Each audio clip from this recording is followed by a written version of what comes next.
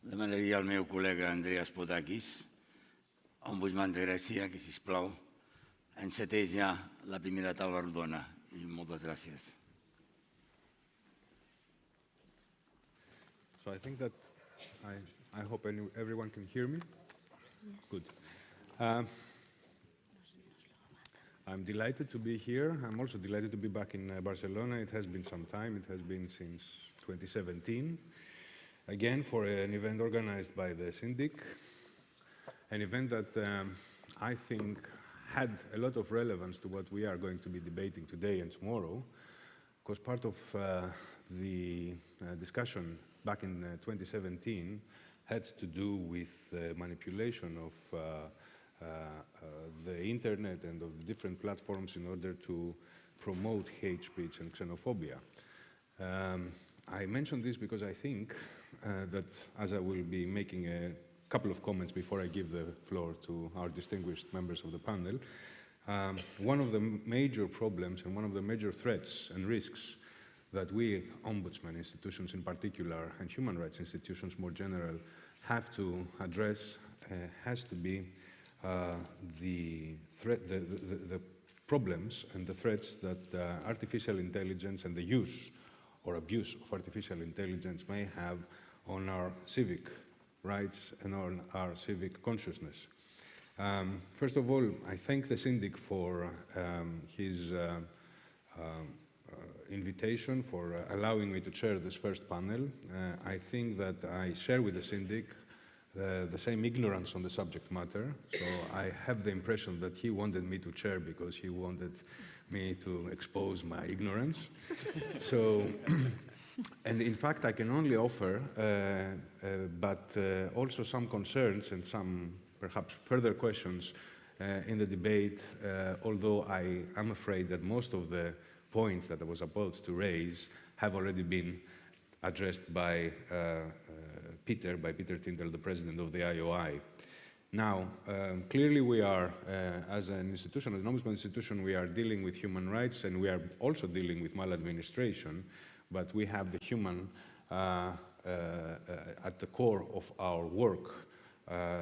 Now I think we are about to be addressing the so-called hackable animal and not anymore the individual human being. The subject of the first panel, I think, that my distinguished friends here will help us address, will do with where we are at present and probably where we are heading in the near future when it comes to artificial intelligence. So I have a lot to learn personally. From what I understand, and you will correct me of course, we are still at the phase of this so-called narrow artificial intelligence sort of application, which has to do, for instance, when it comes to the most common use for us users, internet platforms, etc. The typical examples are content personalization or filter bubbles, etc., etc. Which have to do with creating some sort of an image, a virtual image of who we are, or at least according to the different algorithms, what we pretend to look like. And I understand also that at some point what we have to address is this so-called point of singularity at some point, where we will be reaching a different level of application when it comes to artificial intelligence. I hope you are laughing because I'm not far from where we are, but you will clearly correct me. Now,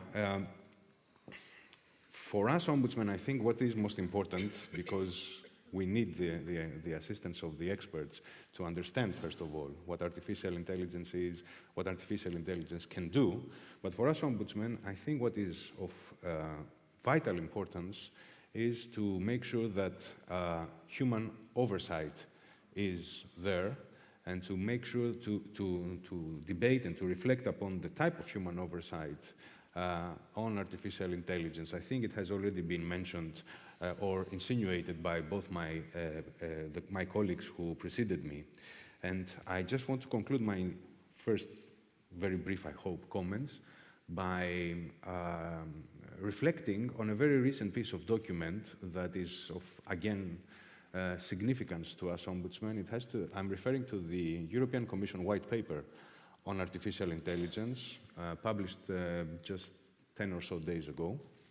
And I note that one of the final recommendations or conclusions upon which the European Commission is focusing at its white paper is the issue of governance when it comes to artificial intelligence. I take it to mean also a way of having human oversight, a way of reflecting on the type of human oversight that we will have.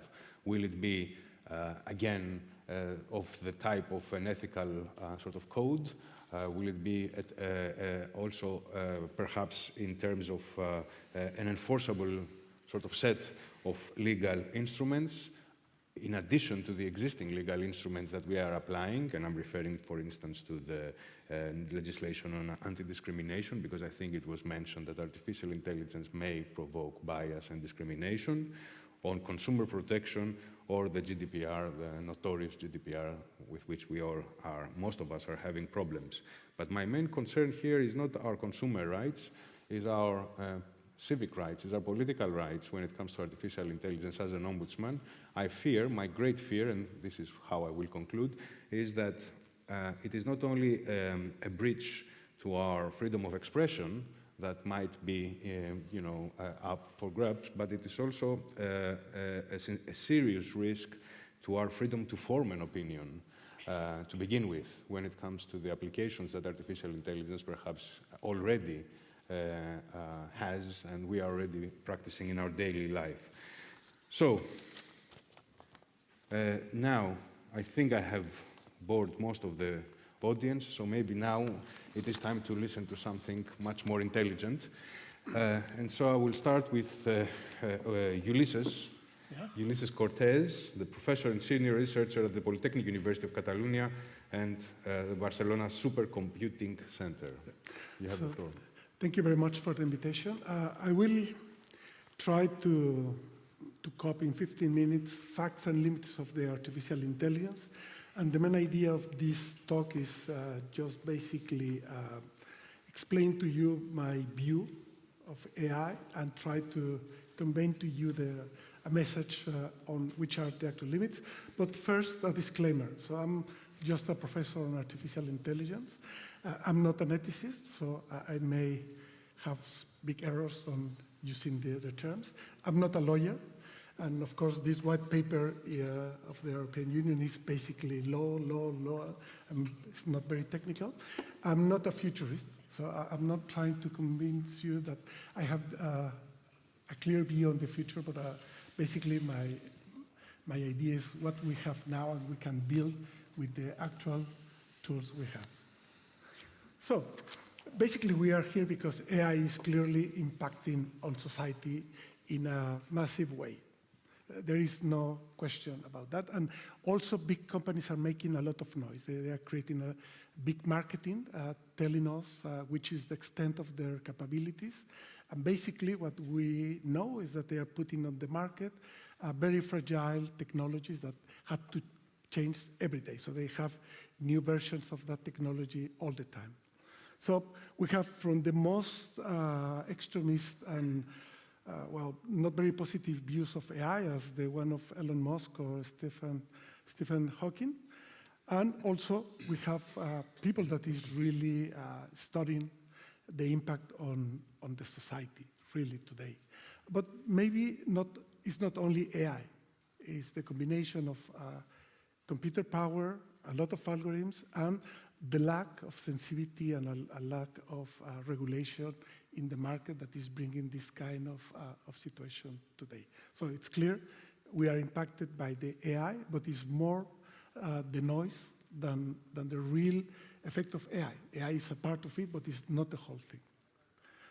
So let me start with the definition of artificial intelligence that is created by the high-level expert group on artificial intelligence. And most of my reference will be to the European Union, because we are living here in Europe, and Europe has its own position about the fact. So basically, we have software that is able to act both at the software, at the environmental, at internet, that is a virtual space, or in the physical world. And what is more interesting is that these machines take not only information, people is always talking about data. Data is just a part. The most interesting part of AI is knowledge. So we have data, we have knowledge that is used to make decisions. And machines are taking decisions all the time by us, representing us. And it is changing the way we are living, because most of the people is now giving this part of their responsibilities to a machine to make small decisions that are becoming bigger and bigger because they are aggregated. So basically, what we are now trying to convince people is that they need to get educated in technological facts in order they understand what is behind these algorithms. But there is two kinds of AI. One is based on symbols, so it can make an explanation about the use of the rules and the data, and the other that is just a black box, basically what we call in the marketing world as deep learning or machine learning. You have to know that deep learning is just a small bit of machine learning. Now it's very important because the marketing, but it's just a part of it. It's not the whole picture. And we have to avoid to be, just fooled by that idea that deep learning is all. It's not all. So let us go to some kind of examples. So how far or near are from this promised land of AI, right? So, of course, one of the most common ideas is that we will have autonomous cars. But I don't know why anyone wants to have an autonomous car, because I want the car to be free and go elsewhere.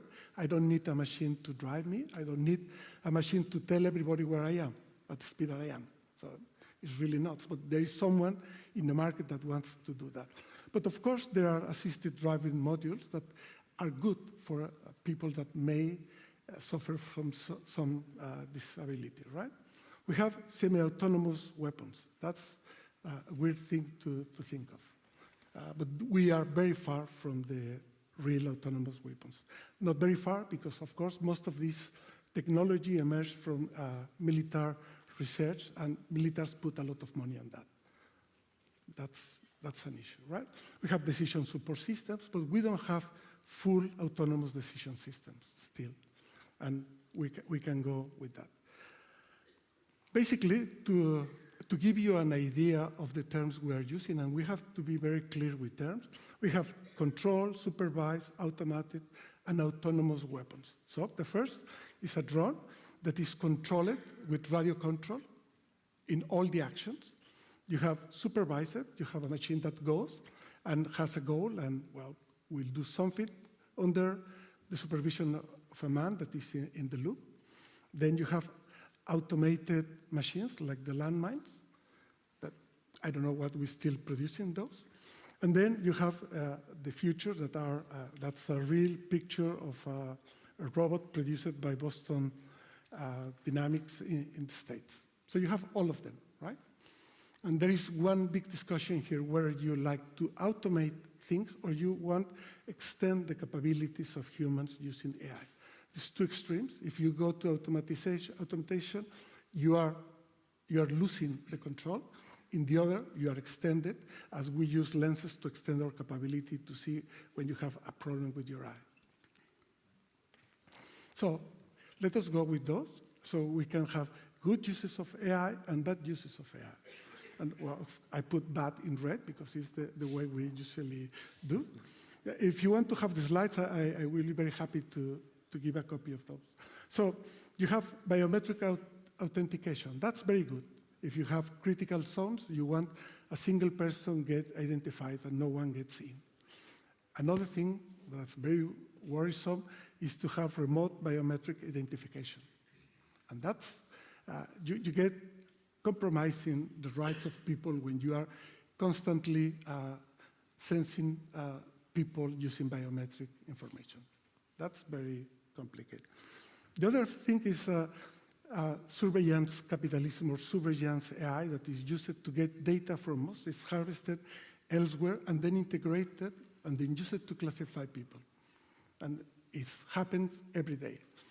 Every one of you that is not closing your localization data in your mobile phones now is giving information not only about you, but also about all the people he's surrounding. So we have to be socially convinced that it's good not to give that information. We have the idea of fake news, autonomous weapons, cyber attacks. That's the bad side of AI.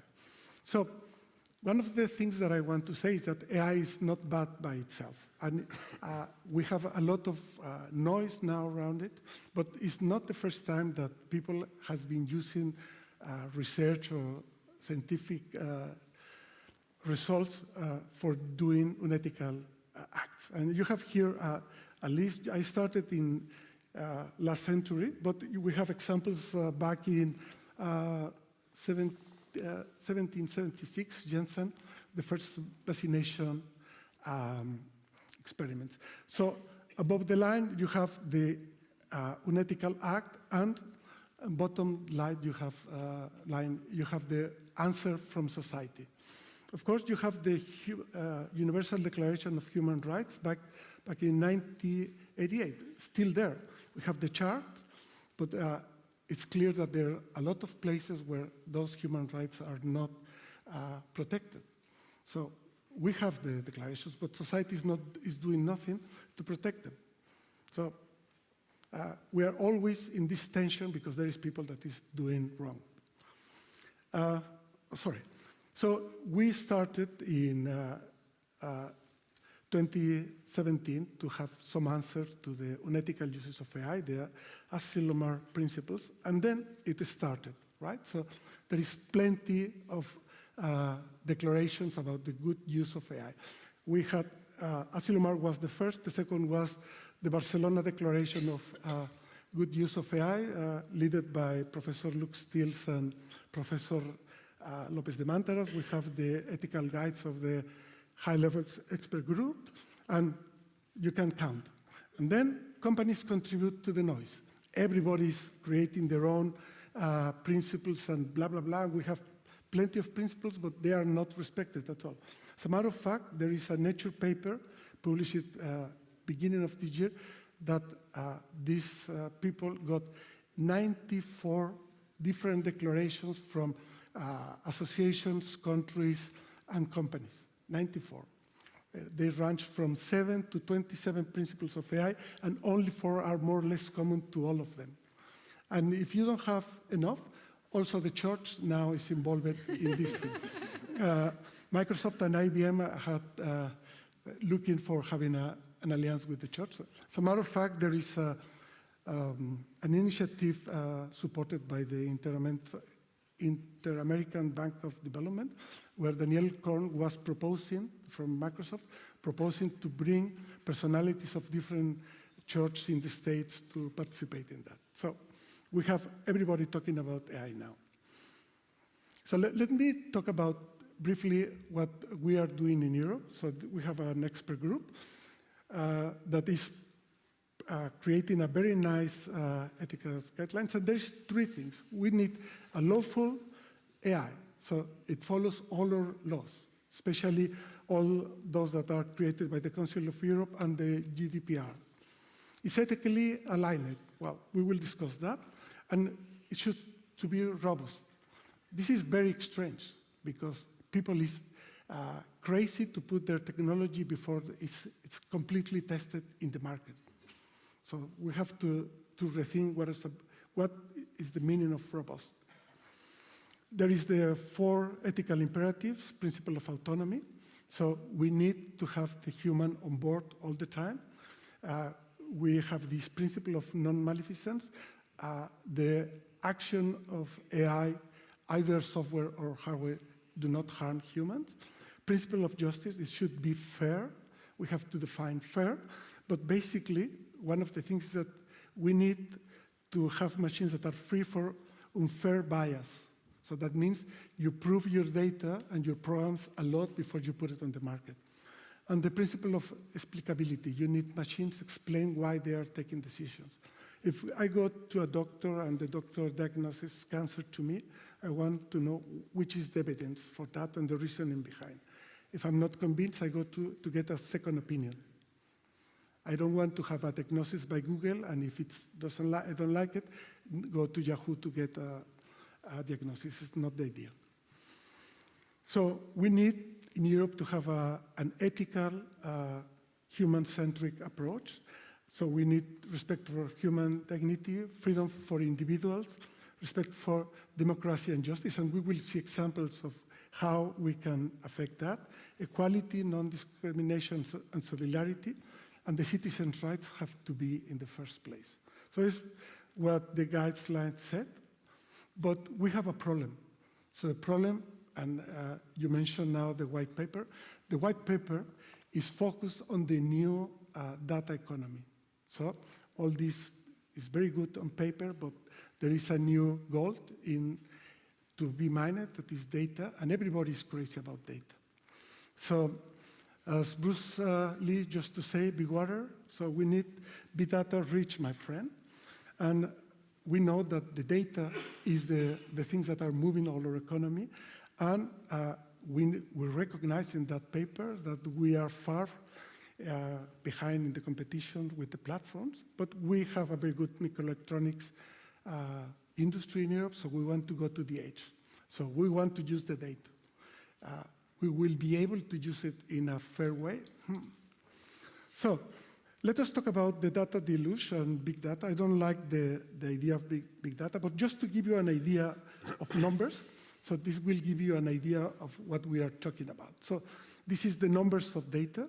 So we are now in 10 to the 20, that are the zettabytes. Just to give you an idea, and if my memory doesn't fail, artificial intelligence was born 1956.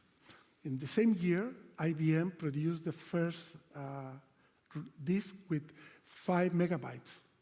Each megabyte was 10,000 dollars, right? And now you have it in your camera, you have plenty of gigas, right? So we are in 10 to the 20, and every day, internet is producing 10 to 18 bytes, right? So it's a lot of data. So the European Union claims that this year we will produce 40 zettabytes, right? And in the same white paper, they are updating for 5 years. In 5 years, there will be 175 zettabytes. So we are producing a lot of data. It's not about big data. We are producing plenty of data. The thing is, where is the data? What we're going to do with that data? Who is taking responsibility of the data? So you see, there are volumes of data that are driving AI, but we don't want all the data. We don't want big data. We want the right data. So who controls my data? And it's clear that by now are the big companies that are controlling your data. And that's an issue, that's true now and still true during a given time. Even more, there are companies, CEOs of companies that say they don't want to have all the data. They don't want it because they already know which is the relevant data to be kept. So, do you trust the giants of internet to protect your personal data? How much they earn from the use of our data? Ricardo Baeza put some piece of news that every year big companies are producing $180,000 per person. So then you have it.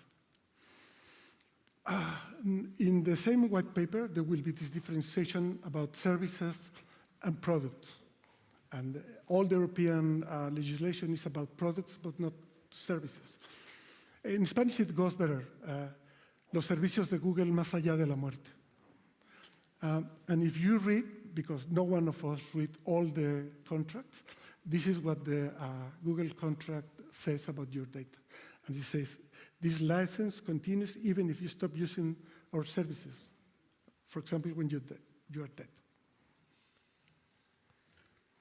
So this is my new question. So they have all the data, they are classifying us, they are trying to predict the way we behave, they are using bubble filters to put our or behaviors in a given track using a lot of marketing. So, do you trust your government protect your personal data from the giants of internet? My personal answer is no, they are not doing that. Do you trust your government to protect your rights, your human rights and civil rights from the giants of internet? And my answer is still no.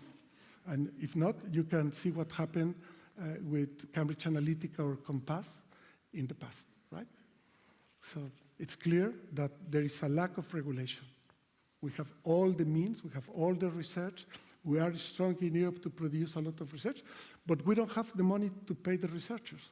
The big companies are paying a lot of money, they bring all the brilliant minds to do, well, what they have to do.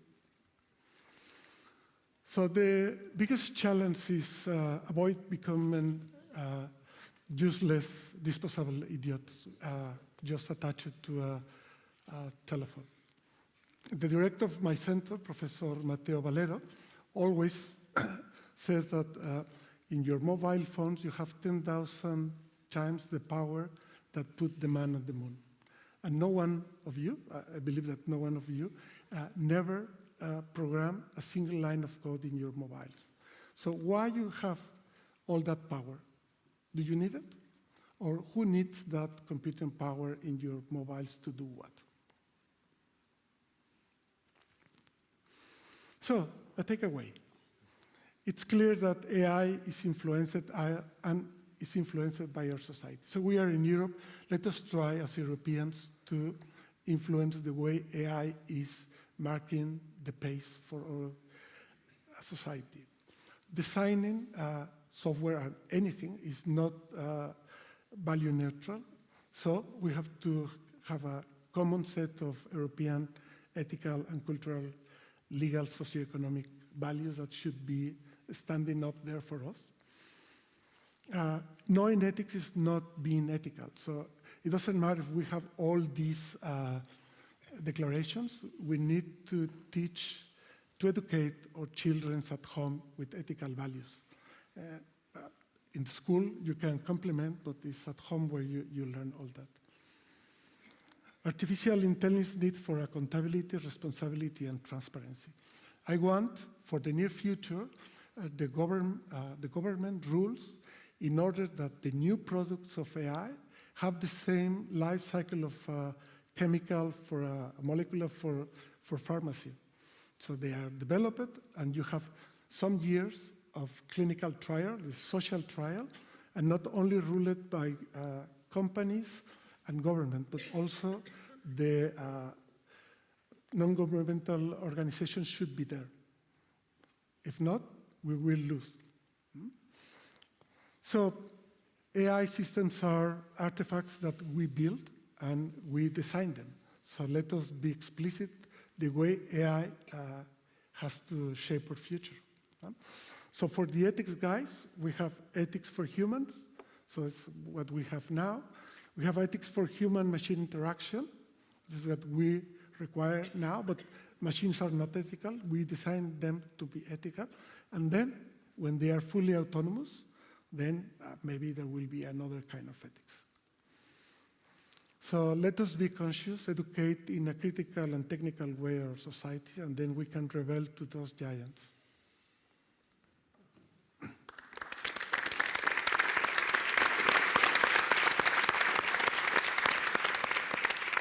Okay, I thank Professor Ulises Cortés for this fascinating journey through the basics of, I suppose, of artificial intelligence, the ethical principles that are commanding the notion of artificial intelligence, starting from the own definition, reaching up to the point of divine intelligence, I understood, right? Or artificial intelligence in the service of the divine, if I may put it better.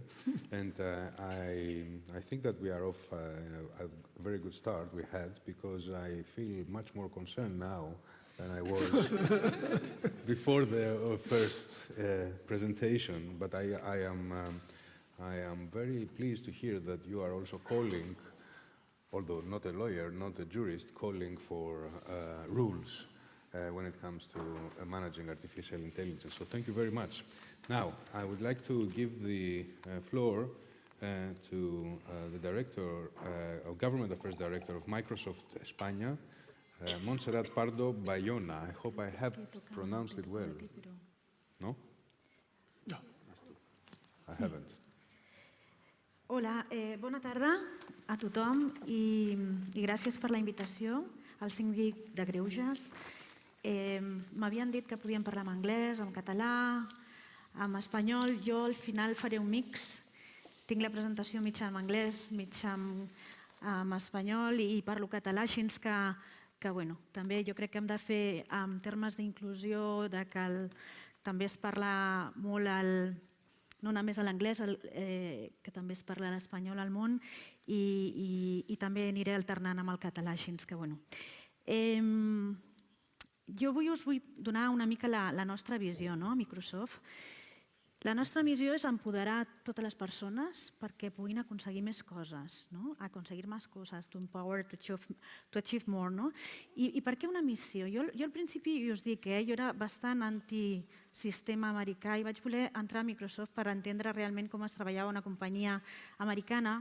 I una de les coses que he après és que si no saps on te vas no trobes vents favorables. Llavors, saber cap on anem, saber que realment el que volem a Microsoft, cada una de les persones, perquè al final a Microsoft l'únic que som és persones, we are only human, el que volem és empoderar, ja siguin a les persones, a les organitzacions, a les institucions públiques. I com ho fem? Doncs ara que estem parlant del canvi de la nova era, que realment la intel·ligència artificial el que està fent és pivotar i liderar aquest canvi d'era, realment el que nosaltres creiem és que la intel·ligència artificial no ve a substituir la intel·ligència humana, sinó que la ve a amplificar absolutament. I el que es donen és unes circumstàncies que realment tenim una quantitat de dates, una capacitat de computació enorme i realment uns algoritmes que, i el Jordi Ribas, que és el nostre vicepresident en intel·ligència artificial, també originari d'aquí, de Manresa, sempre diu, ja estem arribant a resultats amb els algoritmes que estan tardant realment dies, coses que pensaven que tardarien anys. Llavors estem en un moment realment molt important. I què estem veient? Que els països estan agafant el lideratge. Està la Xina, està França. I on som nosaltres? També estem aquí. Ja a Davos l'any passat el president es va reunir, Pedro Sánchez, i es va accelerar tot el que és l'estratègia d'intel·ligència artificial. I aquí a Catalunya, la setmana passada, també estàvem presentant conjuntament amb la Generalitat, amb l'Ajuntament de Barcelona, amb el Supercomputing Center, estàvem presentant el que és realment algo innovador, el Centre d'Innovació en Dates i Intel·ligència Artificial, que l'últim objectiu que persegueix és realment constituir Catalunya com una regió excel·lent, que sigui realment un model al món, que es pugui replicar i que mostri que realment aquí hi ha un ecosistema superpotent de talent, de persones, d'empreses, d'institucions que volen realment augmentar la productivitat i la competitivitat d'aquesta regió. Llavors, hi ha reptes y hay oportunidades, hay retos y hay responsabilidades. Y aquí veis toda esta serie de incertidumbres, de miedos, de qué pasará, perderemos trabajos, todos estos sesgos en cuanto a género, en cuanto a razas, que realmente son temas de derechos fundamentales, de derechos humanos. ¿Qué está pasando? Esto de la inteligencia artificial, en realidad lo que está mostrando es el mundo en el que vivimos y lo está transparentando. Y la inteligencia artificial lo que hace es aprender. Y entonces, de ahí que sea tan importante que ahora mismo que las máquinas se están pareciendo cada vez más a los hombres, el humanismo, la ética, los derechos humanos pasan a tener el mayor protagonismo en la historia, porque para que esto funcione tendremos que trabajar conjuntamente y amplificar ese ingenio humano teniendo en mente esos derechos humanos y esa ética, ¿no? ¿Y qué estamos haciendo en Microsoft? Pues intentar comunicar mejor, porque, y hoy se ha dicho, yo solo sé que no sé nada, se ha empezado hoy la sesión y es verdad, pero si hay algo en Microsoft que hemos aprendido es aprender a aprender. Y aprender que no lo sabemos todo, sino que queremos ser los que sabemos y aprendemos más rápido. Pero realmente estamos comunicando, intentando comunicar a la sociedad que efectivamente esto va de oportunidades, de herramientas, pero que también hay unas ciertas amenazas, hay unos retos. A mí me gusta hablar de retos y os animo a que leáis este libro porque realmente lo ha escrito Brad Smith y también Carol Ann de nuestro equipo y ellos se sientan a nivel mundial con todos los gobiernos, escuchan, intentamos construir y de este libro veréis que salen como todo, y eso es universal y atemporal. Al final, lo que estamos hablando aquí, sea de inteligencia artificial, en el pasado hablábamos de otras tecnologías, es del buen uso o el mal uso que le demos a esas tecnologías y que por eso, al final, si ponemos en el centro a las personas, a esos derechos humanos, iremos en la buena dirección. Y efectivamente, no todas las inteligencias son iguales, las inteligencias artificiales me refiero, porque no es lo que la tecnología puede hacer, sino lo que debe hacer. Y nos hemos encontrado muchas veces, y en nuestro caso Microsoft, hemos dicho no a ciertas instituciones porque no hemos considerado éticamente que el proyecto debía hacerse. ¿Por qué? Porque diréis, no, Microsoft, inteligencia artificial, tendréis muchos ingenieros, muchas ingenieras. Tenemos en ese equipo de inteligencia artificial y en toda la compañía muchos antropólogos también, muchos filósofos, psicólogos. De nuevo, la multidisciplinaridad será más que nunca fundamental para que esto realmente tenga éxito. Porque la inteligencia artificial y la innovación, ¿para qué? Si no es para hacer un mundo mejor, que económicamente sea más competitivo, que socialmente tenga y asegure que todo el mundo está incluido y no se queda nadie atrás, que si no hacemos un mundo más sostenible, no lo estaremos haciendo bien. ¿Y qué hicimos? Y ahí fuimos pioneros. En el 2016, hace 4 años, lanzamos estos principios éticos. Y realmente son atemporales, porque hoy veréis que estamos hablando de esos principios éticos atemporales porque con esa intención se hicieron. Privacidad por diseño, seguridad, todos ellos como derechos fundamentales. La equidad como derecho fundamental, la inclusión como otro derecho fundamental, la transparencia y la responsabilidad. Y esto no son palabras, son hechos, porque si no pasamos de las palabras a los hechos, al final, ¿de qué te sirve ser una persona si no tienes valores? ¿De qué te sirve ser una institución si no tienes una cultura, ¿no?, que lo refleje?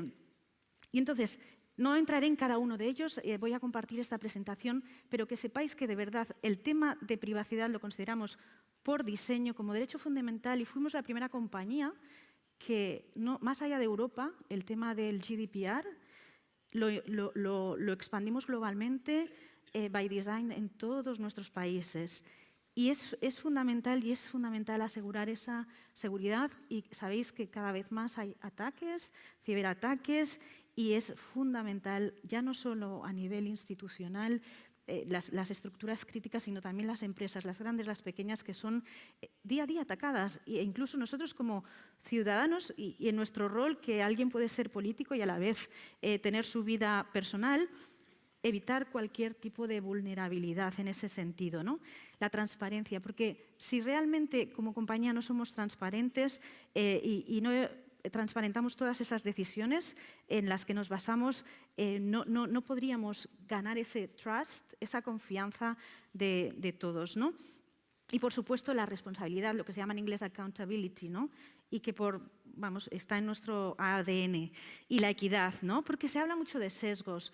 Nosotros hacemos una gran labor para tener desarrolladores y desarrolladoras, precisamente para evitar todos esos sesgos que pueden venir de género, pero también no es solo de género, también hay temas de accesibilidad. Nuestros mejores desarrolladores, los que nos han hecho mejores, han sido personas invidentes en nuestra compañía, que nos han hecho la tecnología mucho más accesible.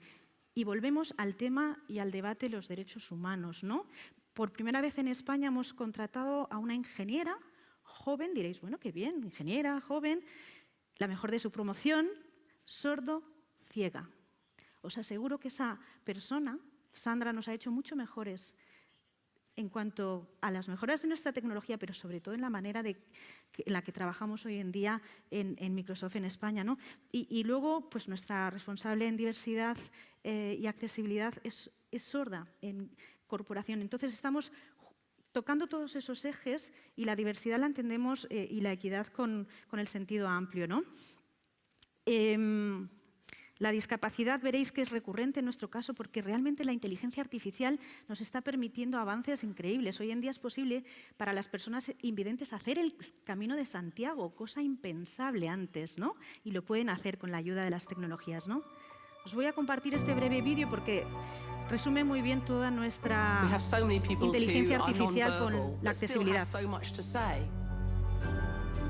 I want the exact same information that my hearing friends have.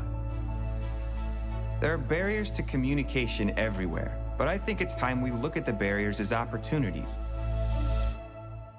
to reach out to everyone.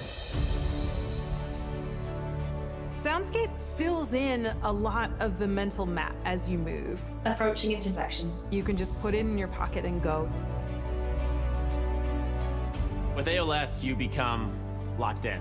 But we see technology as a way to give back what ALS has taken away. There's no better feeling than to hear a child say something that they've wanted to say and the look on their face after they've been able to say it. When it's reading, I see spaces between the words. And it's easy to focus on. Anjay realized that here was something that could change his life.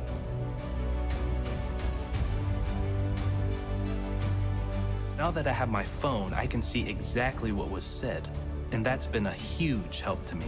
The system is learning as it goes, and the accuracy has improved tremendously. Students can pick any language that they choose to receive the information. It's like we jumped into the future. Because communication is very important for all of us, and we just want to be together and not feel left out. Aider les personnes avec autisme à communiquer, il y a des images. Je parle, je donne une information à Arthur et elle est traduite par l'application El Picto instantanément en pictogramme et après d'une façon orale. Va t'habiller et te brosser les dents. On va pouvoir remettre en place une communication qui est plus spontanée. Je crois que ça aide à recréer du lien. Both my wife and I are totally blind, and we have a 3-year-old son that's in preschool. He can see, but his parents can't. So to be able to know what's going on at his school is everything. The Seeing AI app has the ability to allow me access to the visual world. Artificial intelligence is beginning to have an impact on the lives of people with disabilities, but it's only going to grow. There is still so much out there to be done. Y solo estamos empezando, efectivamente, y esto no lo estamos haciendo los desarrolladores y las desarrolladoras de Microsoft, eso lo está haciendo la empatía de personas que saben cómo encontrar una solución de inteligencia artificial y que están escuchando a médicos o que están escuchando a esos padres de ese niño con autismo. Y realmente la conjunción, la interacción de nuevo del mundo educativo, por ejemplo, con la inteligencia artificial es lo que va a hacer la magia que se produce en estos casos, ¿no? ¿Por qué la diversidad y por qué la defendemos tanto en Microsoft? Porque hemos entendido que no hay diversidad, no hay innovación sin diversidad y que si nuestra fuerza laboral no es un reflejo de la sociedad, nos estaremos equivocando. Por eso lo defendemos tanto. Y no quisiera estar aquí y no hablar de esa necesidad de tener a más mujeres en nuestro sector, porque realmente si queremos una inteligencia artificial que refleje la sociedad, debemos conseguirlo, ¿no? Y que esas mujeres de usar la tecnología pasen realmente a desarrollarla, a trabajar en ella y a desarrollar. Aquí y en Barcelona en especial, y gracias a toda la labor que están haciendo las distintas instituciones y el mobile también, y a través también de proyectos como Digital Talent, Barcelona Digital Talent o Digital Future Society, os quiero lanzar esta call to action. Va a ser fundamental aquí, en Barcelona, en Cataluña, en España, en toda Europa y el mundo, en esta carrera por realmente hacer una mejor sociedad y que nadie se quede atrás, que todos estemos preparados. Y cuando digo todos, empezando por nosotros, pero a todos los niveles y todas las audiencias. Va a ser un reskilling que se llama upskilling y skilling en todos los sentidos. Pero yo os diría más allá, lo que tenemos que formar es en la learnability, en la capacidad de aprender de forma continua. Y yo os diría incluso más, en skill to be ready to skill, ¿no? Que estemos siempre preparados, capacitados para capacitarnos constantemente, porque no sabemos realmente lo que va a pedir el mercado, porque esto va muy rápido, pero sí sabemos que van a desaparecer empleos y que vamos a tener que estar preparados, porque van a aparecer otros. Y en su día ya hablábamos de esto, ¿no? Y no hay que tener miedos, porque todas las revoluciones y los cambios de era han generado tener que aprender y tener que cambiar los modelos, pero realmente serán esas sociedades las que adopten antes esos cambios las que van a ser más avanzadas. Y por eso os decía antes, os mostraba China, os mostraba a Macron, pero también nosotros estamos ahí. Y aquí en Barcelona está habiendo un ecosistema que es increíble lo que está sucediendo aquí. Tenemos que aprovecharlo. Simplemente unas pinceladas. Claramente en LinkedIn lo vemos, porque hay inteligencia artificial ahí, que realmente estas son ya las capacidades más demandadas y lo vemos porque efectivamente están todos esos datos que para el beneficio de todos se pueden utilizar precisamente para formar a las personas en lo que por primera vez demanda el mercado, porque muchas veces hemos formado a esas personas en cosas que no demandaba. Y aquí simplemente a modo de ejemplo veis las distintas audiencias y todos nos tenemos desde los CEOs hasta realmente las personas y los colectivos más vulnerables, porque de verdad que nos va en ello nuestro futuro. Y esta es nuestra ambiciosa aspiración, ¿no? El llegar a 10 millones en los próximos 5 años de personas y que nadie se quede atrás en ese skilling, ¿no? Y eso de AI for Good, de nuevo, me gustaría que os quedéis con este mensaje. ¿Inteligencia artificial para qué? Yo me pararía de este mundo si realmente las tecnologías no nos van a ayudar a hacer un mundo mejor. Y un mundo mejor en 3 ejes os pondría por poner un foco hoy, aparte de sanidad, que es súper importante también, pero para un mejor planeta, para realmente la accesibilidad y para el tema humanitario. Y la inteligencia artificial realmente, y allí os lanzo, y tenéis a disposición, hemos lanzado 50 millones para instituciones, ONGs, startups, que realmente estén trabajando proyectos en estos 4 ejes en inteligencia artificial para el planeta. Ella es una persona, una compañera nuestra, que nos ha ayudado mucho a generar este tipo de programas que realmente en los próximos 5 años también queremos dedicar a proyectos de accesibilidad, 40 millones destinados para instituciones de nuevo que desarrollen. Queremos esa inteligencia artificial para el bien común. Y cómo no quisiera dejar este final sin esta parte, porque realmente hay allí una responsabilidad muy, muy grande en todos estos casos, ¿no? Cada vez tenemos más desastres naturales con el tema del cambio climático, cada vez tenemos más niños que están en posiciones muy vulnerables y temas de refugiados. Y la inteligencia artificial nos puede ayudar. No lo podemos hacer desde Microsoft, no somos tan gigantes como parece. En Cataluña, por daros una perspectiva, somos 70 personas.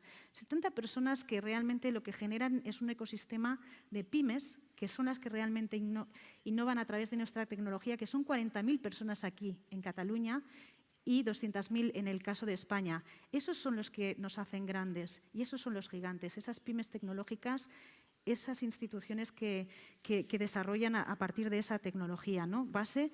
Y lo dicho, esto no lo vamos a ganar si no hacemos cosas como las que se están haciendo aquí alrededor de Barcelona, donde estamos aunando esfuerzos desde las instituciones, incluido también en muchos casos el propio gobierno central, junto con Realitats, junto con los centros de innovación, junto con las empresas y la sociedad civil, que realmente estamos transformando y teniendo en mente esos valores éticos, esos principios, esos derechos humanos, que si no los tenemos y no los ponemos en el centro nos vamos a equivocar. Així que us invito a crear aquest futur i la millor forma de predir el futur és crear-lo conjuntament, així que anem a pintar-lo tots junts i us deixo aquí les meves dades per si voleu continuar la conversa. Moltes gràcies.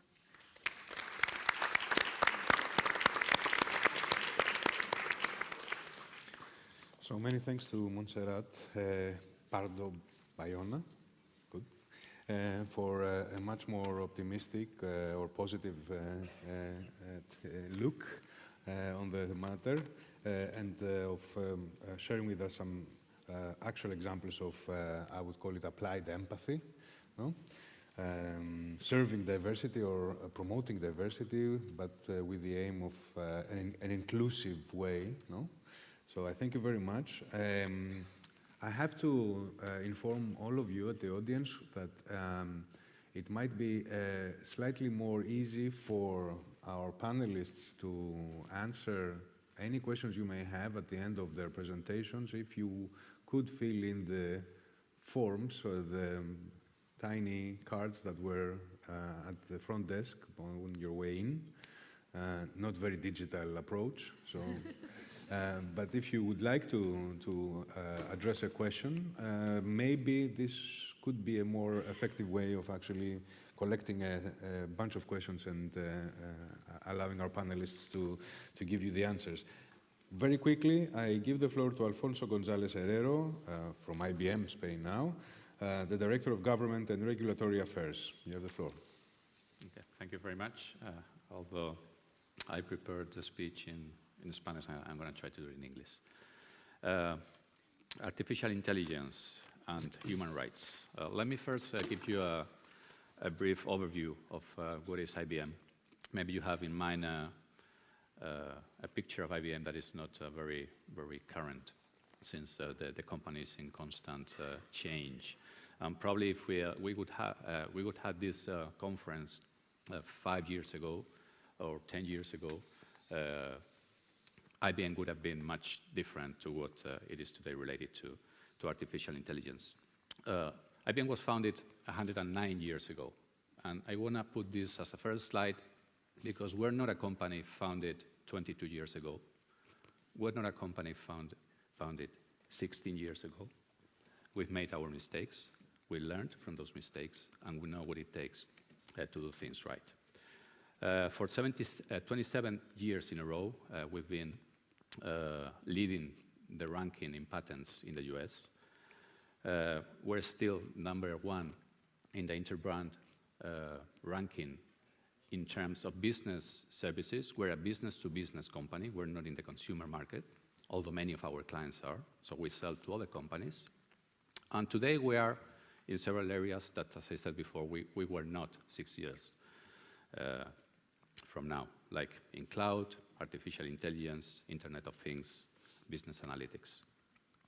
In Europe, I'm not going to go through all this data, but we've been also in Europe for more than 100 years.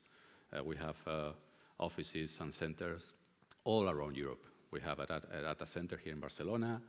We have the European headquarters in Madrid. We run from Madrid not just the Spanish operations, but also the Portuguese, Greece, and Israel operations. So we know what are the European values. We are European, and we've been in Europe for more than 100 years. And this is another key message that I want to give you. As I was saying, IBM in Spain, we're not 100 years, but almost, both in Madrid and in Barcelona, around 94 years. And we have centers of international responsibility both in Madrid and in Barcelona, offices in Seville, in Valencia, in Bilbao, La Coruña, etc., etc. So this is about IBM, and I was saying before, our center today, our focus in terms of business is in big data and analytics, cloud computing, and of course, artificial intelligence, which is what we are discussing here today. Now, we're talking about artificial intelligence, but many times we are referring to things that probably Professor Cortés knows much better than me, that is not the same. I mean, all the terms and all the different concepts that we're using for artificial intelligence, and we're talking about different things. And here you have some of these concepts, machine learning, robotics. We prefer in IBM to talk about the last two, augmented intelligence and cognitive computing. Why? Because these terms give the impression, not give the impression, I mean, put the emphasis, would be the right term, put the emphasis on artificial intelligence as a technology that is here to help humans, as opposed to the term artificial, that it seems that it is something opposed to the natural, like if there was a natural intelligence and an artificial intelligence. And these semantics are probably part of the problem when we approach artificial intelligence, that we're thinking that we are choosing something that is opposed to our natural intelligence. Now, as Professor Cortés said before, the concept of artificial intelligence was first used in 1956 during a conference. I believe the person with the red shirt, John McCarthy, if I remember correctly, was the one that came up with this term. There were two IBMers at that time in that conference, two people that work for IBM, the one on the left, Trench Armour. This is a picture taken a few years ago to commemorate this summer course in Dartmouth College in 1956. So IBM has been involved in artificial intelligence since the beginning. I mean, since the very, very first beginning in Dartmouth College. We know what we're talking about.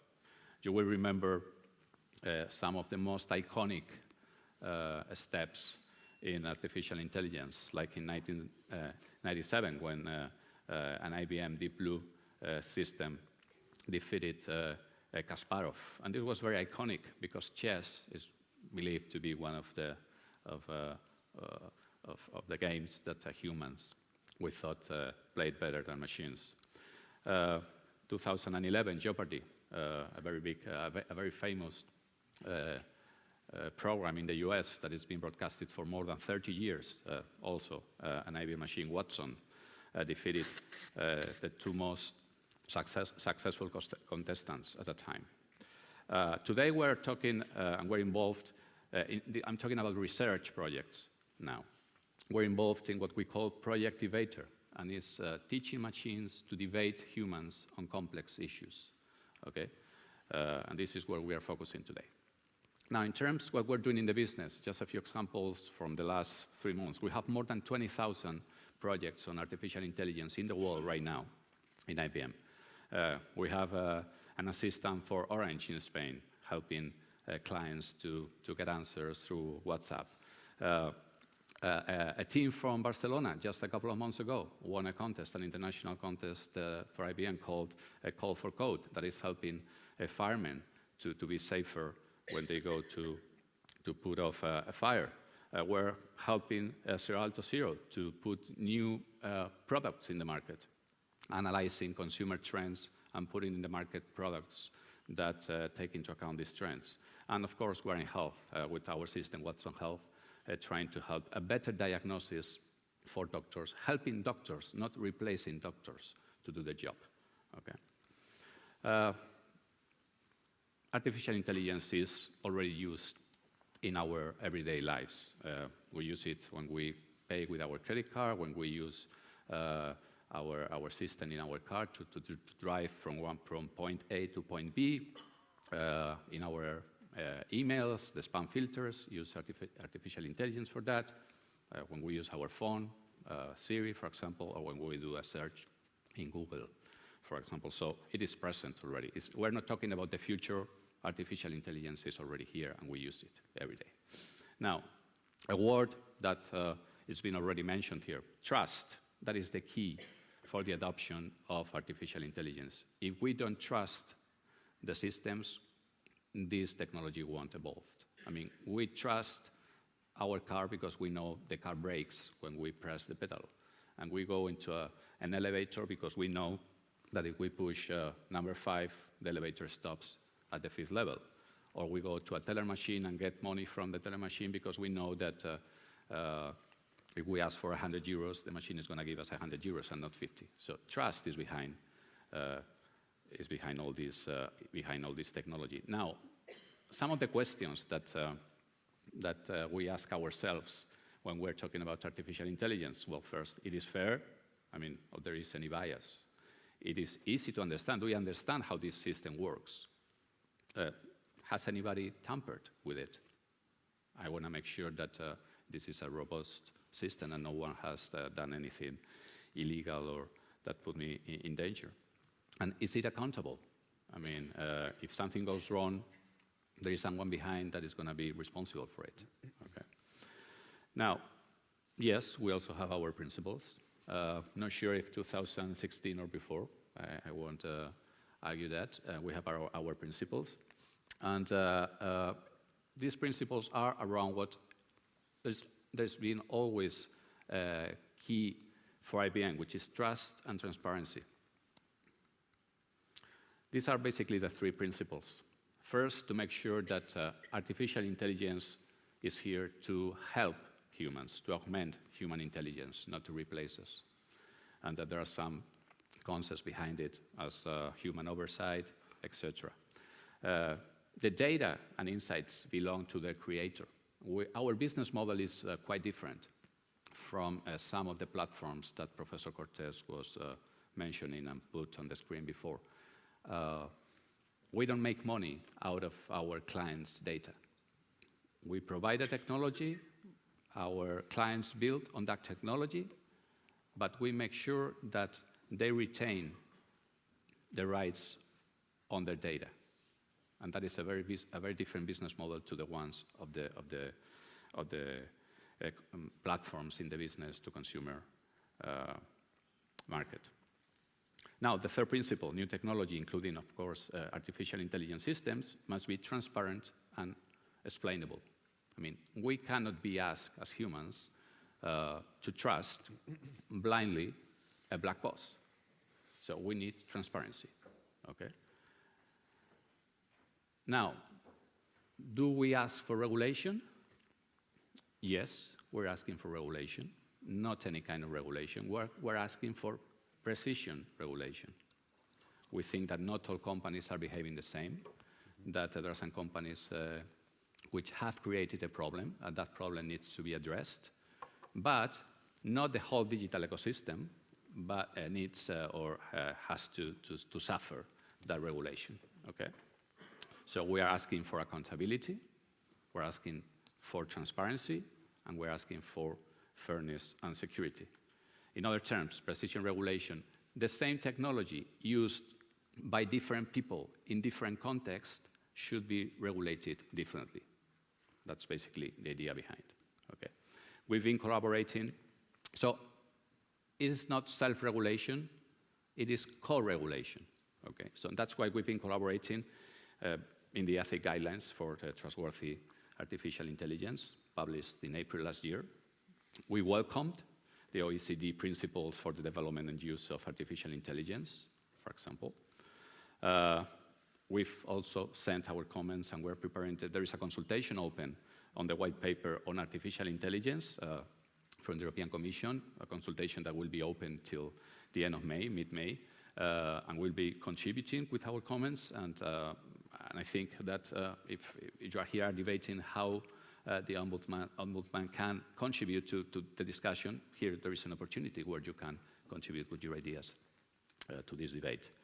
We're also involved in several initiatives where members of the Future Life Institute, we've also, together with other companies in the, like Microsoft, etc., we're also founders of the Partnership for Artificial Intelligence, because we think that leadership in an industry is not only to develop, in our case, the most advanced technologies. I mean, leadership is also shown trying to lead the industry to behave in a correct way. And that's why we're trying to get involved in all these initiatives. And of course, the Vatican initiative that Professor Cortés was mentioning before. Now, we're doing this, but we're also putting we're walking the talk, okay?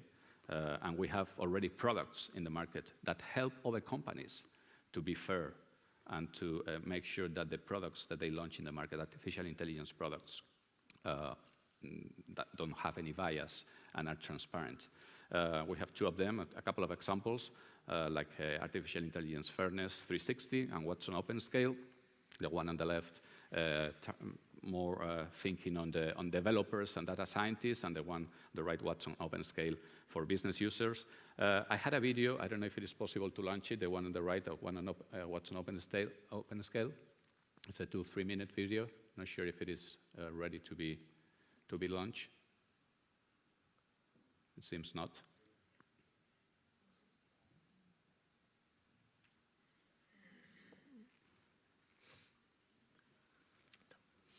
Well, it seems that it is not ready.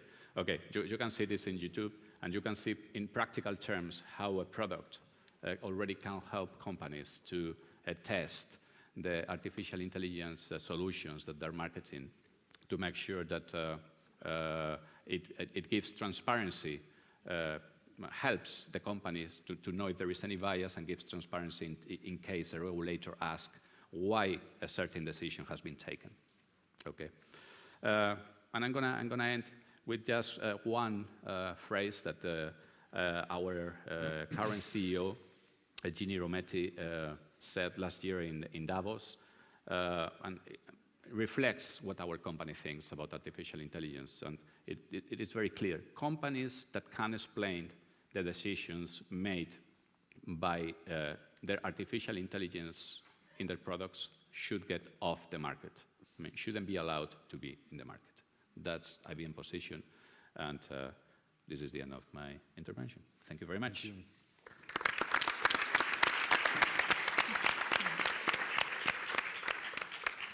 Thank you very much, Alfonso González Herrero.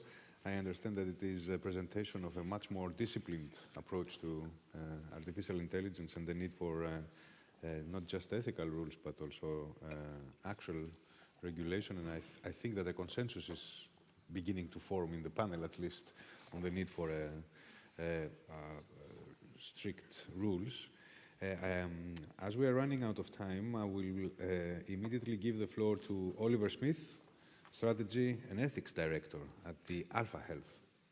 Thank you, thank you, Andreas. Well, thank you to SYNDEC and IOI for inviting me here today. Big thanks to the translators as well, who I think have the hardest job and a living proof that artificial intelligence is not there yet. Yes, exactly. Round of applause for the translators. My big message for you today is that AI ethics is really hard. Now, you probably know that already, so that's not that new.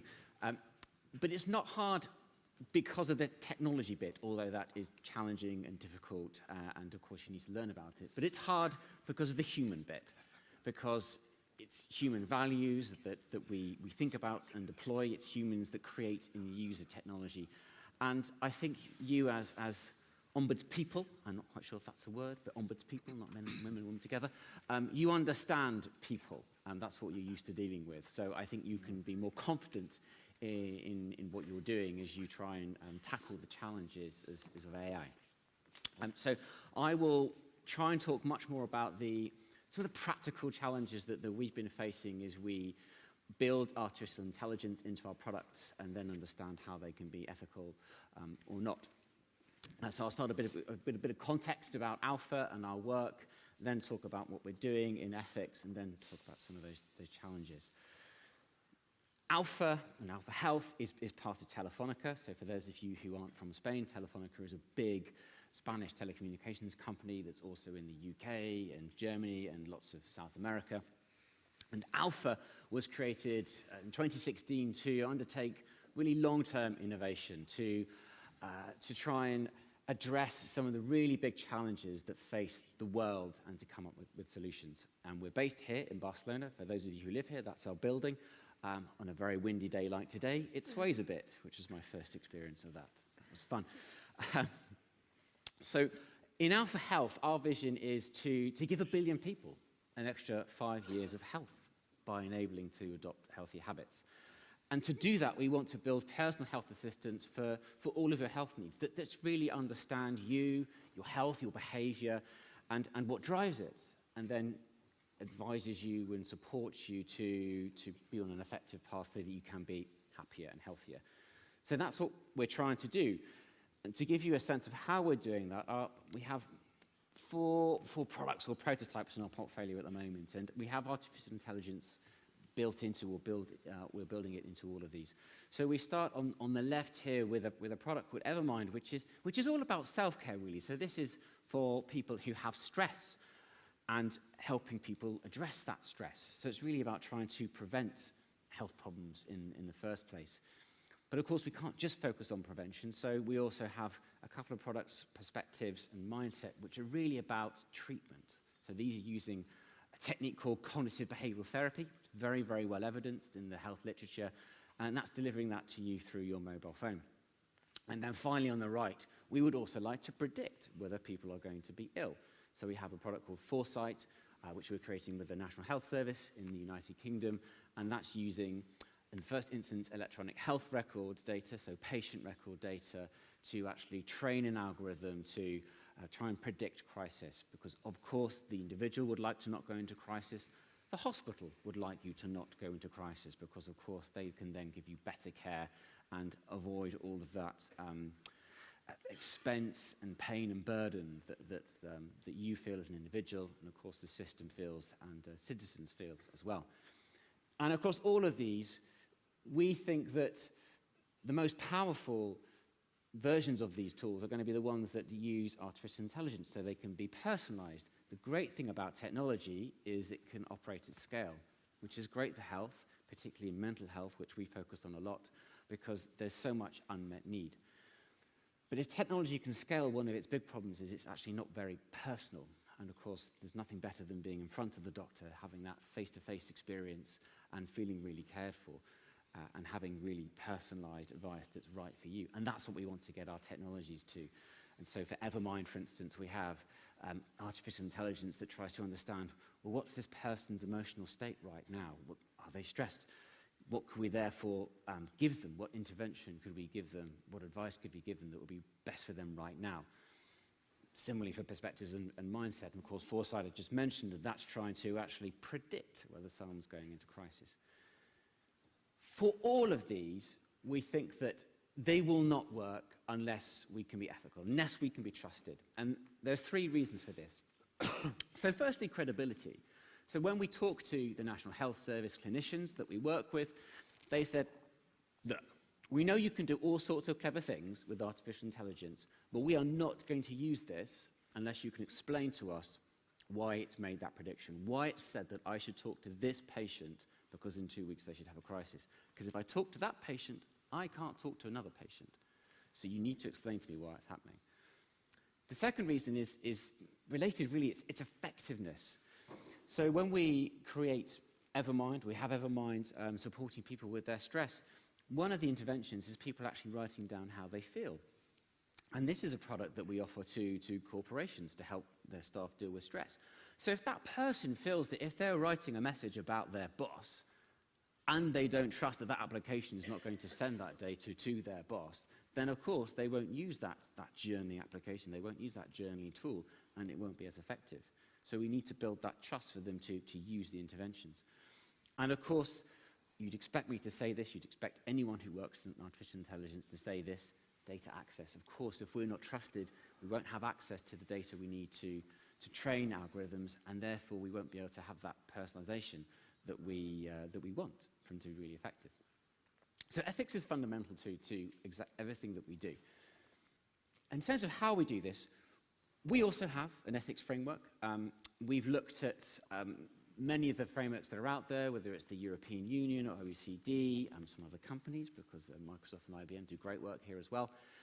And we've also looked at the Universal Declaration of Human Rights and the European Charter of Human Rights, and we took all that together and we came up with five principles in our framework, which are about happiness and health for all, so not being biased. It's about user control and autonomy. It's about understandability and explainability. It's about security and privacy, and finally, it's about governance. Rather than go into each of those in detail, what I wanted to do for you is to really go into some of the examples that we're putting into practice, and then, as I said earlier, I'll go into some of the challenges that we faced on the way. So just three examples, which I boldly labeled early successes. I hate terms and conditions, and I hate having to think about reading them, feeling guilty that I don't read it because I just pressed yes and just go straight through because I just want to get to the good stuff. So we know that terms and conditions are awful, and privacy policies are awful. And we must do better, and this is part of our work, is to try and have new design patterns, new ways of actually getting this information across to people. So the picture I've shown here is for a sleep tool that we have in Evermind. And we wanted to convey to people much more clearly what data we were collecting. So we actually thought, well, let's just do a visual. So let's have a picture of a person in bed and what data the phone is collecting. And this is just one example of others that we're trying to put into place, where we're really trying to have really simple language, for instance. using visuals where we can. Also just layering the consent process or the terms and conditions process, because you don't have to say it all up front. The experience most of us have is that you launch your application and it immediately asks you to approve and consent to absolutely everything, and then you never see that stuff again. Whereas leading companies are trying to move beyond that and layer it. So the second example I want to talk about is Explainable AI, and colleagues on the panel have already talked about this. And I mentioned that in the NHS, this was really important to them. And Ulises was absolutely right in earlier saying that deep learning is not the only form of machine learning, so don't only focus on that. But of course, the challenge that people will face, we were facing with NHS clinicians is, okay, well that does take deep learning off the table. That was okay in that instance, we could use other forms of machine learning. But we didn't want to take deep learning off the table forever, because it's a very powerful technique. There's a reason why people talk about it a lot. And I think for you as ombudsmen and women, there is a challenge here that you need to wrestle with, which is what you see a lot of that's out there now, is you can have what's called local explanations of a neural network, of a deep learning neural network. And that's great if you're at the end user and you want to say, well, why did this system recommend that to me in this particular instance? However, I think you probably want what would be called a global model that can explain the totality of how an algorithm is working. And this doesn't exist yet. There are systems that can do the local explanation, but they can be fooled. There's some papers recently in AI Ethics and Society in New York that showed actually you can make people believe that what is actually a biased algorithm is in fact not biased, just by the way that you can fool the explanatory system. So one of the pieces of work that we're doing is saying, well, can you create a global model for deep learning neural networks? And we can, to an extent, for some neural networks. We can't yet for convoluted neural networks, but that's something that we're working on. But I think this kind of work is really important for you as ombudsmen and women. And then the final example is external audits.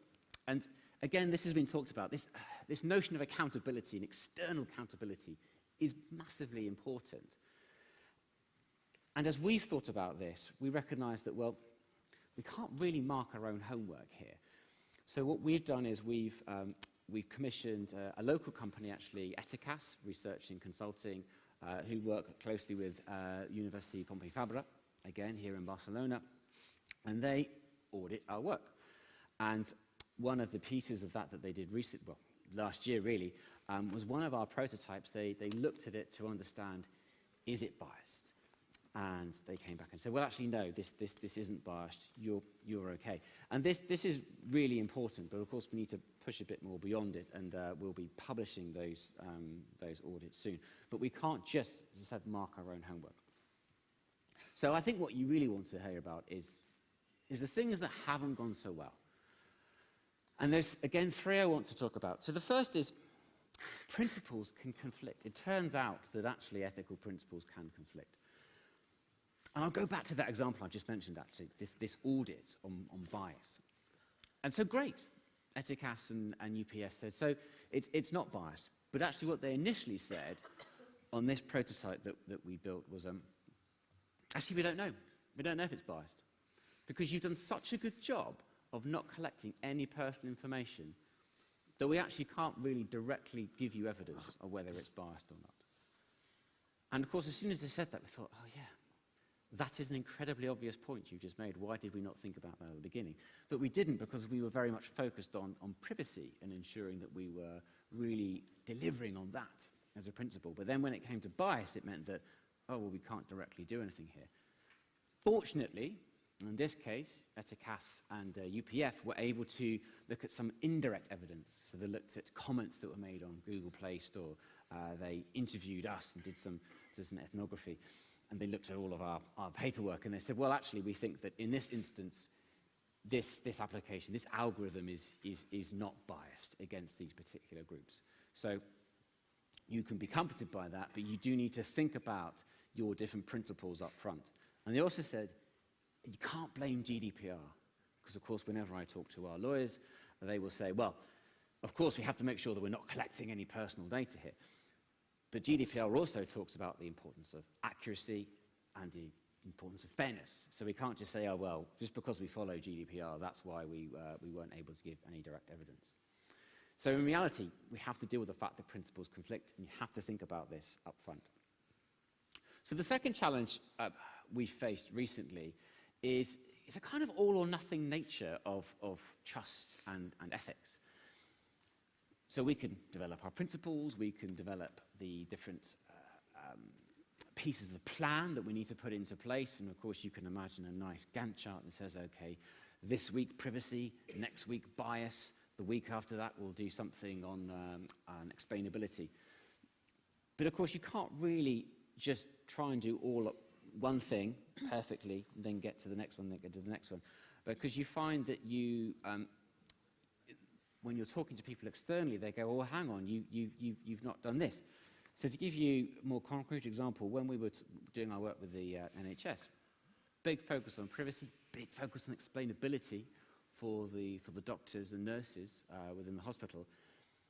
But we weren't that great on transparency. We actually didn't really talk much about it outside of the local hospital or outside of the local community. So we could have done a better job of actually talking to people at a more national level. And this really hit home to us recently when actually a lot of media stories came up to talk about this in the UK. And they're saying, well, what are you doing here? And of course, not talking about something up front makes people think that you're hiding something. So we were playing catch-up and saying, oh, no, it's okay, we haven't got anything to hide here, and this is what we're doing, and this is who we're talking to the regulator, we're not going to do anything until they've approved this next phase. But it just really hit home that you have to move forward on all aspects at once. And then finally, perfect versus good enough. And I think this is a challenge that just bedevils work in AI and ethics. Partly it relates to this question of all or nothing. So I talked earlier about terms and conditions in privacy policy. We have a better set of policies than we did. They are not where I want them to be. I'm having an ongoing debate with one of our privacy lawyers, and Alpha's supported by Telefonica overall, so we're lucky enough to be able to use their privacy lawyers. And we're having this debate about the extent to which we can simplify the language within terms and conditions in privacy policies. And his argument is, well, of course, there's some technical language that just needs to be there. And my argument is, well, I still think we need to be able to explain it to people at a sort of 11-year-old reading age. And surely that must be possible, because, believe me, if you can explain it to me, and I'm probably at the level of an 11-year-old for legal contracts, then we need to be able to do that for everyone. And we haven't got that solved yet. But if I waited until we'd got that completely solved and we had a nice, understandable legal contract, then we'd be stuck with the more traditional version. So should we move now, or should we and have something that's imperfect, or should we wait? And there isn't really a right answer to that. And there's a second part to this perfect versus not good enough. Sometimes there isn't really a right answer. So when people talk about bias and having unbiased algorithms, that's an area to debate, because arguably, for a classification system, for a recommender system, you want some bias, because that's kind of the point. You want it to be able to distinguish some people from another, or one group from another. So you need to go a bit deeper. You need to actually be able to understand, when this organization, when this company is talking about bias, what do they really mean? Which groups do they really mean? And what harms do they anticipate might happen as a result of a bias being there or not?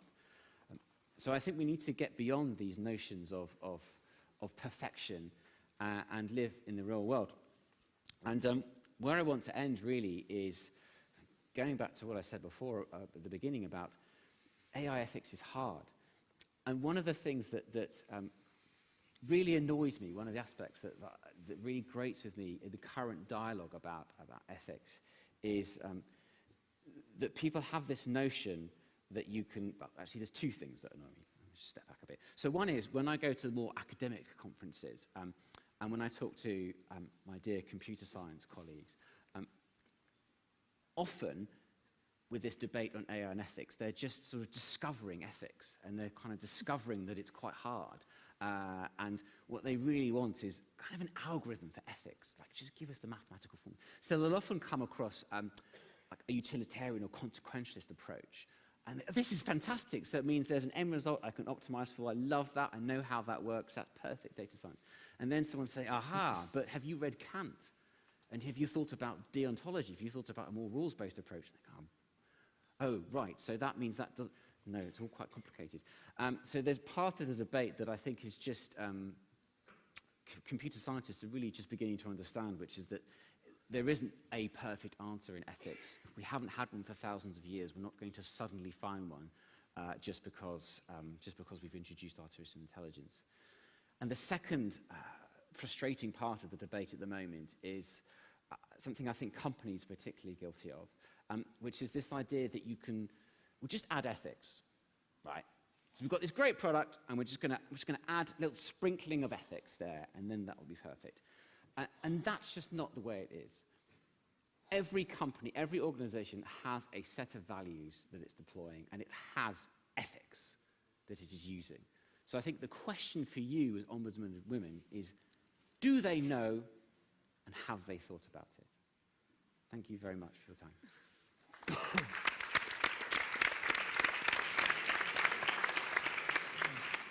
Thank you, Oliver, for your presentation. As we are running out of time, we have already run out of time, I will give immediately the floor to Karina Lopez, the head of the Digital Future Society think tank, for the final presentation of this panel. You have the floor. Thank you. And you know, after these wonderful presentations, I would like to take us back to the core of our session, which are the people. No, we are here to talk about citizens and their rights and what happens when AI systems affect their daily life. So, you know, I'd like us to do a collective exercise, because sometimes it's really challenging to talk about AI and ethics and values without really understanding the consequences it has on people's life. Because when someone comes to you with a problem, it's about something really personal that really impacts their daily life. So today I want us to think about Salvador, and I introduce you to Salvador. He's here having some drinks. He's celebrating that he actually is just retired. He's 65 years old male. He's been a taxi driver for all his life. And he's just having some drinks to celebrate the beginning of his new life. And he's very excited about it after so many years driving a car for hours and hours a day. So after enjoying a glass of wine with his friends, he goes back to his house. He actually lives on a social housing flat. He lives on his own. He doesn't have really family. You know, most of his connections are local friends and his neighbors. And he just decides to look at his computer. And he looks at a 6-week-old email that actually states you have until the end of the month to update the social services so you can start receiving your new health benefits and retirement benefits. And this is 6 weeks old. And he then remembers that he also received a letter saying that the system was going, all the social services were going digital, and he also had to transfer to a digital ID. Digital ID, something very simple that is happening in so many countries and with so many challenges, how you move all the population from analog system to a digital system, and with them understanding what are the consequences of that introduction. And I'm sure you have some of these cases at your desks waiting for a resolution. So Salvador calls the helpline, and after going through digital support, and we're talking about bots that some of your companies have been designing, and they are very useful sometimes, especially if you understand what's happening and that you are not really talking with a human, but you are talking with a robot. But you know, he goes through the system, pressing the key buttons, trying to get to a human face. And he understands that it's actually all these benefits have been cut out because he didn't do all the new administrative work on time. So he's been red flagged. You know, red flagged. What does that mean? It just means that he's been highlighted in a system as not complying with the new rules and the digital rules. So what happens to Salvador? You know, when we came up with this story, we actually thought initially, this is a case of 2030. This is very hypothetical, but then you start reading the news, you start looking at what's happening in Europe, with many of the automatic decision systems in Europe, and you understand that it's actually not hypothetical. And what happened with Salvador is that suddenly he lost his health benefits, his retirement fund. He did complain, and he did file an appeal because he felt that he was being unfairly treated, but that took months and months and months to get solved. Because how do you stop this machine? How do you make the system understand that actually you're being treated in an unfair way? So, he went through, he spent his savings, he loses his housing. Because he doesn't have a digital ID, he can also not access the healthcare services, and he has chronic heart conditions, so he ends up living on the streets. It's like going through a spiral of bad decisions, overlooking emails or letters, and how can you blame a person of that happening? It can happen to any of us. So he ends up living on the streets, and this feels like a victim of bureaucracy and automation. So, today I'm going to tell you about, and I don't want to say that AI cannot present benefits for all of us, and I'm sure they are there, but I want to also raise awareness to how automating decision-making system can increment and augment inequality in the digital public services. So before I go deeper into this, I just want to say, do we really want our digital future, a digital future where we are outsourcing the difficult decisions to machines? And I'm asking this question because when it comes to public services and the digitalization of welfare services, the most common reasons you'll find, and this comes up and up on reports about the digital transformation of public services, about reducing costs, reducing the amount of people that you need processing all these cases, detecting and reducing fraud. So basically, we are highlighting and we are starting the problem from the wrong perspective. We are looking at vulnerable collectives. We are talking about the people that are in most need of these services and assuming that the use they are doing of these services are not the correct ones, while we are ignoring the real impact that a bad decision can have on these people's life, because so many times these public services are the safety net of these people. And when that safety net is not there, it's very hard to come out of it. And and we always talk in the digital sector, and we always talk about the digital divide, the digital divide between different sectors of society and collectors of society. But I would like to tell you about the knowledge gap, because I think that's where the challenge really is for all of us. So, for all of us that work in companies, or we work in the private sector, or citizens, how do we fill this knowledge gap in understanding what these systems are doing? How do we are red flagged, and most of us at some stage of our lives will be red flagged by one of these systems. It can be a bank, it can be a public service. There are many ways and many moments of our lives where we are constantly being evaluated and risk assessed. So my question is, when we are red flagged, what happens, and how do we avoid those situations?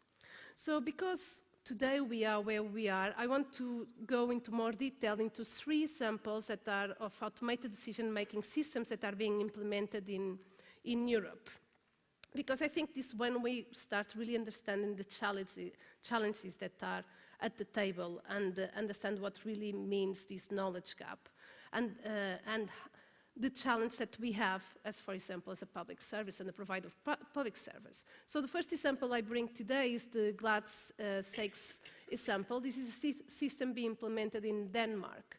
It all starts very well, very good meanings. So we're talking about a system that 3 small cities outside Copenhagen asked to do a pilot project, where they created a risk assessment system, a points-based system that anticipates the risk that children face. The idea is that social services can identify children before they actually have the needs to receive their services. So how does this points-based system work?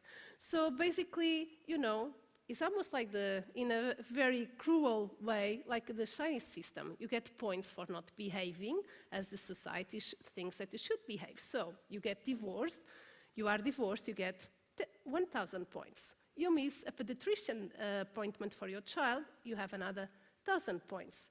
You actually have a mental health issue, you have 3,000 points.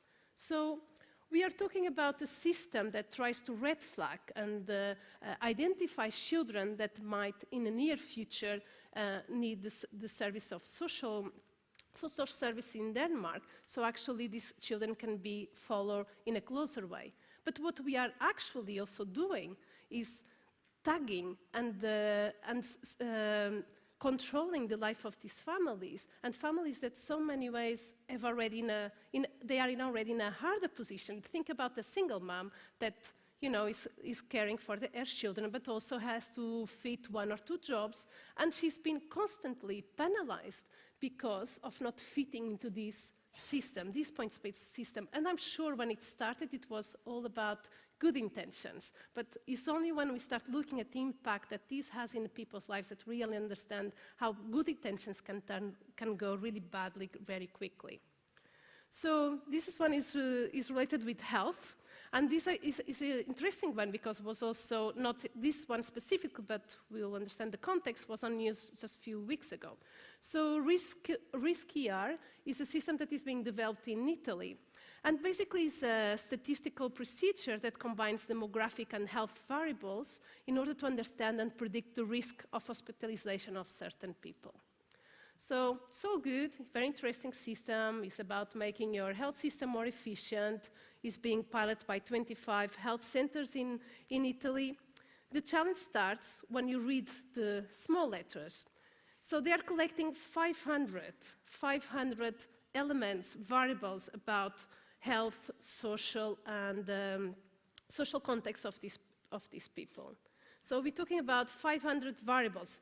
As a public servant, that's already very hard to control. How can you talk about bias and if you're being fair and unfair when you are combining 500 indicators?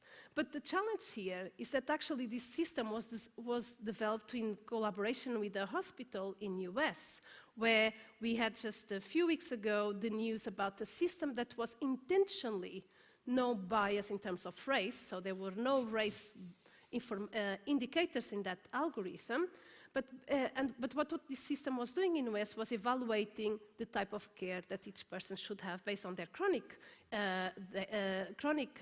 conditions. And it ended up, through research at university, they ended up finding that actually Black people were indicated as in need of less care, less services by hospitals. But, the system actually was designed to not have that bias. So how did that happen? Because historically, Black people do spend less, they go less to the doctor, or they spend less money in doctors, or they also have, because it's the US system, they have lower insurance coverages. So historically, they actually use the health services in a lower rate than their white counterparts. So again, we're talking about a system that was designed to not include race data, race indicators, but because of the socio-economic conditions, they were treating unfairly this collective. And this is the challenges that these systems present. How do you notice, how do you flag that these systems are going to treat these collectives in a fair way until actually they are already into action? Because the level of complexity is very, very high. So the last one I want to present, and I'm sure most of you will know about it, is a system that has been just stopped by the Netherlands court. And this is a risk indication system. So it talks about a welfare service system that has been indicated by the Dutch court as violating human rights. And why did they get to that conclusion? Because this system was mostly being deployed at low-income neighborhoods, and they were collecting data across government. This was a system to detect fraud, so the potential for a citizen could commit fraud in terms of employment law. So we're talking about very specific issue, probably very low percentage of population that actually commits fraud in terms of employment. But then what we have is that data was being collected, and data that was collected in silos in government suddenly was all put together, mashed up, and we had specific collectives of the population being under continuous surveillance. So this is a really big challenge to understand what is happening, because it's not just about what data is doing. It's often, you start using data sets that were not designed or were not built for this specific aim. So it's very hard to assure that actually the quality of that data. So, I think it's also very important to look at the timing, no? And today I'm very happy that you organized this event in Barcelona for different reasons. We've been talking about technology and human-centered technology in Barcelona for a while, but also there are different momentums at international level that I think put the issue of AI and human rights at the core of the agenda. And I really hope that all of us when we go back to our institutions and cities can really put this issue at everyone's agenda. So this year is also a year of opportunities, because just back in October, Philip Austin, that also visited Spain very recently, published a report exactly about these issues in the public sector, and how cost-effective and to detect fraud across welfare services were constantly punishing the very people that were in most need of these services. It's like punishing twice these collectives. Not only they are in poverty, we punish them again because we think that they need to be under control. We punish them for their social and economic condition. But also, last week we had the publication of the EU digital strategy that sets many of the agendas of what the 4 to 5 years will be. And these days, technology has to work for the people. My question is, what does that mean in our day-to-day jobs? How do we put technology at the service of the people, and we make sure that what we developed is not innovation for the sake of innovation, but is technology at the service of the people, but also assuring that it's not always for the benefit of the same. It is our duty to make sure that when we talk about technology at the service of the people, that actually is for everyone, regardless of their context, of their social status or migrant condition. But also, and I'll tell you a bit more about our work at Digital Future Society, because this year we're celebrating 25 years of the Benching Declaration that talks about women's rights. And and like in the Declaration of Human Rights, this agenda doesn't really talk about technology. But what we are finding in our research is that these same systems that we are talking about today also discriminate in an exponential way women, because historically the social economic condition of women have always been in a weaker position. We know about when it comes to pensions, when it comes to access to technology, to knowledge, to education. So we really have to understand what are the technologies that we are developing and who are being targeted and affected by this type of design of technologies. So what I want you, and I'd like you to take home and also to the conversations today, is really thinking about AI beyond the technology and data collection. Is how do we assure this data quality? How do we assure that we understand these bias when they are not so visible? So you only understand them once they are being implemented. But also really think, how does this affect certain collectives, women, children, migrants? You always end up having the same people at the table. Maybe it's time bringing them to these conversations, listening to their experience of feeling continuously red flagged by the same systems that should support them. So, there are different things that we can do from our institutions. But I think one is regulation, and it's very easy to talk about regulation. Sometimes it's harder to implement it. But I think the oversight, the relevance of oversight bodies, but also having specific process of audit. As a citizen, I want to know where can I go when I feel that I'm being unfairly treated by a digital system, and that someone has the power to stop that system being doing that work quickly. We're talking that in Netherlands, social activists have been working on these issues for nearly a decade. How many lives have been destroyed by the system that was assessing these people for a decade? How many lives have to be put on through their, the basic of a safety network before we can actually take action? That's the question I always take. How much does it take for us to actually rethink how we design these systems and also the historical data? And also one of the challenge, I think the biggest challenge we have at our hands is how we build public capacity within the public sector, because the knowledge gap is very important and very wide. But also we're talking about, it cuts across the public sector. We're talking about procurement, how you do procurement to assure that these situations do not happen. And once those systems come into place, what are the tools that the public sector has to stop these systems playing? What are the legal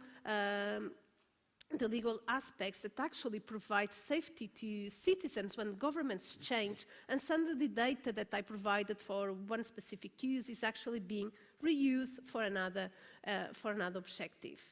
And lastly, how do we empower citizens to really understand what's happening here and how these systems, the traceability of what's happening, but also to remember that for every digital transformation and every digital transition, we should have an analog, a human face there, because at the end of the day, and it's so good to say that AI is designed by humans and includes the human's bias, but that's not enough. We need to make sure that we always have a human face on the other side and someone with power to stop that unfair decision. So, just to give you a little bit of context, this is part of some of the work we've been doing at the Digital Future Society, and our objective is to really set the agenda for the next 5 years for the different actors of the ecosystem, public authorities, but beyond as well, the industry and so on. And last year we started by publishing a report that I think is at the entrance, some examples of automated decision-making systems in the public sector and the challenges that emerging technologies offer to the public sector, but also opportunities. And this year we actually will be producing more work on this, but looking at the impact that these technologies have also on gender issues. So I invite you, all of you, to look at more of our work. You can find us at digitalfuturesociety.com.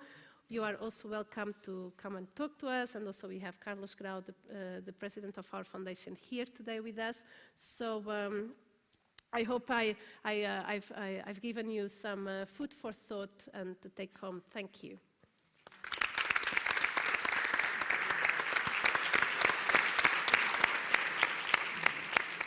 So I also thank Karina Lopez for her insightful presentation, and for actually again raising my, at least, levels of concern after a set of rather more positive presentations. I will exercise the powers granted to me as the chair of the present panel to inform you that we will not be receiving any questions, as we have already run out of time and we are already late, and I think that the next panel will be very, very frustrated with us.